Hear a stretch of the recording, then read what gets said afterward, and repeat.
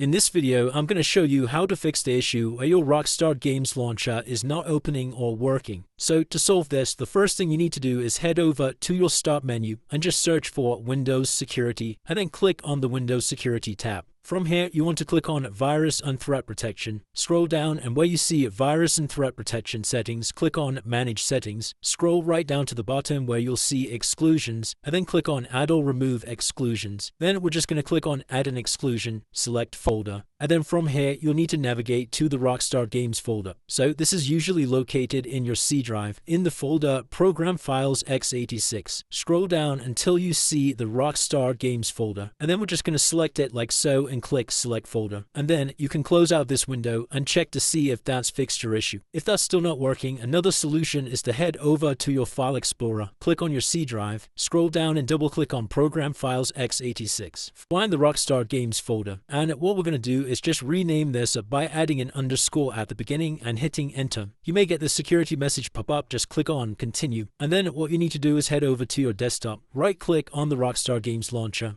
and select Run as Administrator, and then just give that a few seconds to see if it loads up. And as you can see, that's now solved the issue for me. If it's still not working though, another thing you can do is head over to your Start menu, search for Settings, and then click on the Settings window. From the left hand side, select Apps, click on Installed Apps. Then in this search box, just type in OneDrive or one word. And if you see the Microsoft OneDrive here, then you can try uninstalling this before opening the Rockstar launcher. Obviously, don't uninstall this if you actually use the Microsoft OneDrive, but for most people, you just have this on your computer and you never end up using it, and it can actually cause compatibility issues with the Rockstar launcher. So what we're going to do is just click on these three horizontal dots and select uninstall, and then confirm by pressing uninstall. So once you've uninstalled this like so, you can once again try launching up the Rockstar launcher, and that should have now solved any issues you were having. If you did find this video helpful, then let me know in the comments and I'll see you with the next one.